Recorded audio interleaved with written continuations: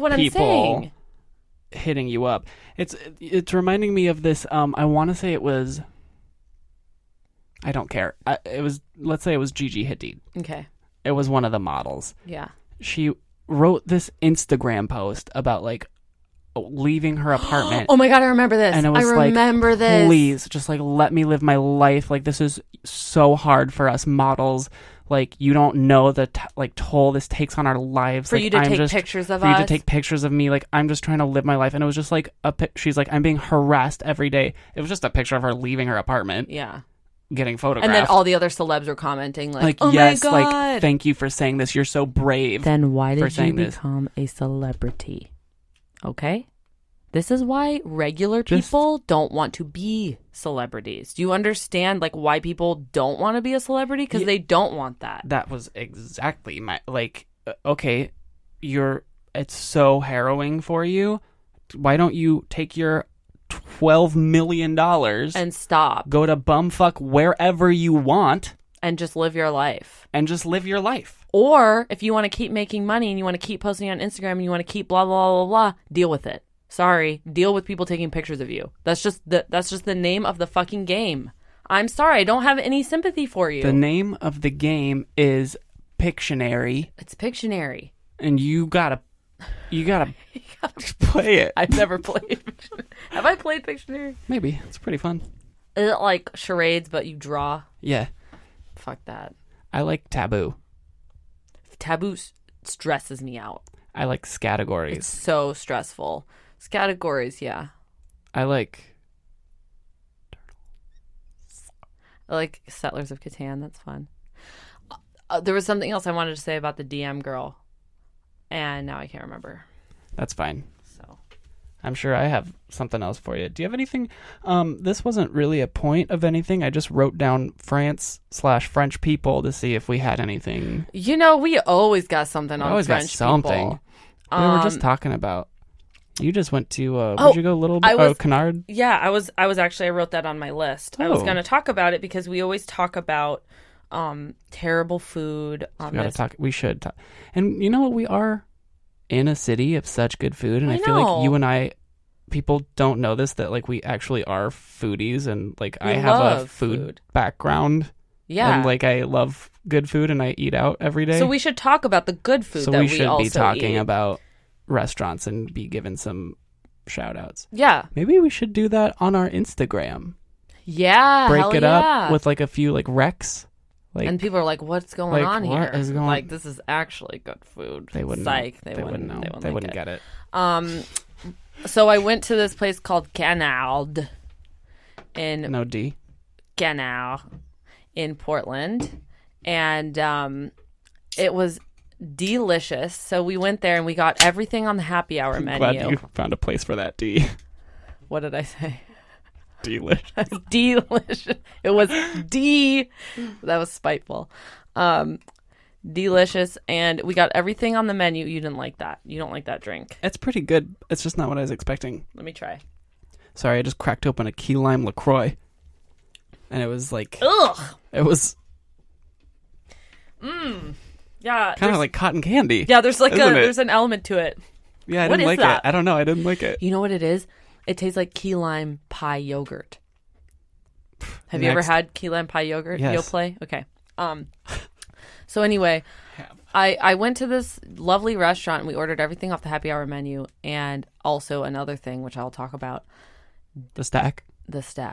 Delicious. So what I wanted to say, and I texted Spenny about it, and he did not seem convinced. But my favorite thing on the happy hour menu was, how do you pronounce egg in French? Oeuf. So it was oeuf and mayonnaise. And it was like a soft-boiled egg with... You've lost me. No, I'm telling you, Spen. It was a soft-boiled egg in like... And there's like little mayonnaise pockets. I did not think I was going to like this at all. So soft-boiled egg, mayonnaise pockets. Then it had trout roe on it. Mm-hmm. Then it had bacon on it. Mm-hmm. And then it had like smoky maple syrup, like kind of on top. It was... I can see how that would be delicious. Delicious. Like it had so much going on. Right. You know, like it was just like bam, and then you have the roe that kind of like pops in the mouth, and then you have the bacon that gives that nice like fatty juiciness, and then you have the mayonnaise that was like really kind of more lemony than usual. Like it had that tartness to it, so it was like tart with, and then the smoky maple, so it was like slightly sweet with the smoke. Oh. So what was this? The mayo? Yeah, delicious. You got to try it. I loved it. So we had that. We had a bunch of other stuff, but then the other star for me was the duck stack. And that's kind of their flagship. Yeah, that's like their thing, and it was like a couple pancakes, really thick, nice pancakes with duck gravy on it. The butter. Oh my God! And then a duck egg on top. Out of control. It's so like greasy, but in the best way, you know? It like was gamey, like rich. Like so rich that it made me sick. But like I didn't want to, you don't want to stop eating it. But like as I'm eating it, like we split the plate, and I was like, if I ordered this by myself, only do a few bites. No way in hell could I have eaten that whole thing. No way. Even the half, I was like, oh, like it was intense, but incredible. I mean, you don't want to stop eating it. It was so fatty and juicy, and with the pancake. And what was that on there? Was that parsley? I was like, not. What? No, I know. I was kind of like, what? But it worked. Like it was delicious. God, yeah, I think you were saying that. Yeah, you after that meal, you were like, yeah, I get why French people are smoking cigs all the time. No, I get it because like so as soon as we finished that meal, you were like, it's time for. I was like, well, I need a big fat one right now. I need a fat cigarette right now. Like it was just like I needed that. And then you said, not only do they eat like this all the time, because they eat like this all the time, they also drink wine. They're drunk all the time. And coffee. Right, so and the coffee. If that's not a perfect... That's the triumvirate. I mean, that really is like greasy food, getting drunk, and you're buzzing. Coffee. Like you're smoking. You're smoking all the time. Right. So it's like, I totally get it. The next time I go to Europe, I'm having a cigarette. I don't care. Do it. I deserve it. I mean, I shouldn't encourage that, but do it. No, but I'm gonna start. I gotta do it up this week. It's gonna be my last weed week. Oh, so you're gonna go crazy? Yeah. I mean, I've been going crazy. What about our concert? Are you gonna do any for that? I might take an edible. I was thinking like I would do like special occasion. Right, but not weeds. Like every day. Not every day weeds. Not like ever. You know? Yeah. I mean, I get it. Like I would do it for something like our concert because that's really special. Right. And, like special fun time, but not like just a regular thing that you do. Yeah. I feel like that with any sort of drug, like you probably just shouldn't be doing it regularly ever. Yeah. It should never be like an everyday occurrence. Yeah, and see the thing with marijuana with me, it's kind of gotten to the point where it's not a special thing. And it should be, I'm just like consistently stoned. Well, I've learned that the kind of scary thing or like the shitty thing about weed for me is that if I'm not smoking constantly, then I get anxiety when I smoke it very occasionally, which makes me not want to do it at all. And see, as you know, personally, I do better just without anything than with trying to control it. Like you need to do a cold turkey, like stop, no more, forever kind of thing. Which is why I'm thinking special occasion weed might even be a slippery slope for me. It could. Yeah, especially with my husband in the industry. Yeah, it's hard because I this is gonna sound really bratty of me, but I was gonna say I've never really had like a problem with like that's fine moderation in that sense. So like those aren't your demons.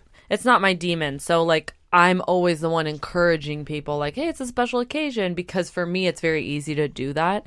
But I have to realize that for some people it's not like that. Yeah, I can't handle like anything. It's just not like some people it's just like I have to stay away from this permanently like forever. I'm thinking about just making Thomas in charge of my money.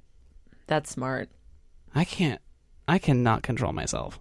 Like you just with money too, just like in general spending, mm-hmm. just generally, yeah. I go big or I go home, you know? Yeah. If I have $1, I'm going to spend it. So like you just spend all of your money, basically. I like clothes. I do too. And I like food. I like good food, and I like nicer clothing. Yeah. So I think I kind of have a problem. You just like spend it all. I just yeah. Because I moderation. I can't. It's not your friend. Is not my friend. I would say is plotting against me. Yeah. Okay. All right. So it's not my fault. I have a couple more things on this list before we get to food, if that's okay. If that's yeah. Do you have anything? Yeah, I told you. I mean, there's a lot on here. Yeah. I already talked about. I did want to bring up. Okay, DM girls. I'm gonna delete that. I did want to bring up another really funny food situation. Mm-hmm. Made me LOL, LMAO, ROFL. Mm-hmm. So I had a boyfriend once. Get the fuck out of here. I had a boyfriend once who, I think it was when I was living with you, and he came over and ate macaroni and cheese, made mac and cheese. We made mac and cheese. And there was a little too much milk. You know, sometimes when you just put a little too much of all this stuff in, it's kind of watery at the end. Not me. You don't think so? No, I don't make You don't mistakes. do that. Oh my God. So I made a mistake, and I made this huge mistake. This mac and cheese like a little too whatever. Runny. Anyway, we finished eating, and he took the bowl of mac and cheese, mm-hmm. just the soup part, and drank it. And he told me like more recently, it was a hilarious conversation because he told me more recently, he was like, I have never forgotten that day and the way that you looked at me. I have never seen anybody so disappointed in my entire life, including my parents. Oh, wow. And the look you gave me let me know you loved me that much less as a person. I will say, though, that I feel like you are just as culpable in your mac and cheese. Like that is disgusting. Okay, but don't give him noodle soup. I said, and no. Okay, no.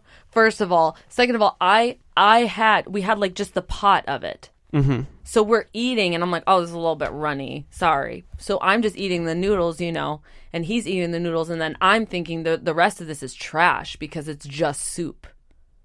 Right, and I thought he thought the same. Melanie, this is a catastrophe. All of this. This is not. How is this a catastrophe? I made mac and cheese in college.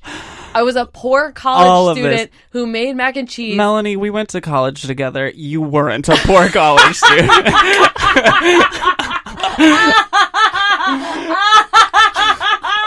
We lived together. I know. You can leave that shit at the door. Give me a break. Okay, well, I didn't spend my money wisely. And no, me neither. No, and we made mac and cheese just for dinner, and he drank, and it was old. I left that part out. We had been eating, and then the soup was left, and I assumed this is the trash. We'll get to it later. And we just let it sit there. And so I thought he knew that it was garbage. And then it was like minutes later. I'm going to have to talk to him about this to see if that's true. But I'm pretty sure it was later because I remember thinking it was cold at that time. And it was just butter, cheese, I will soup. Also say, though, knowing the person that you're talking about, there are nuanced factors into why this person might drink a bowl of old cheesy buttermilk. Like there are things out of our control. You don't think that is objectively gross?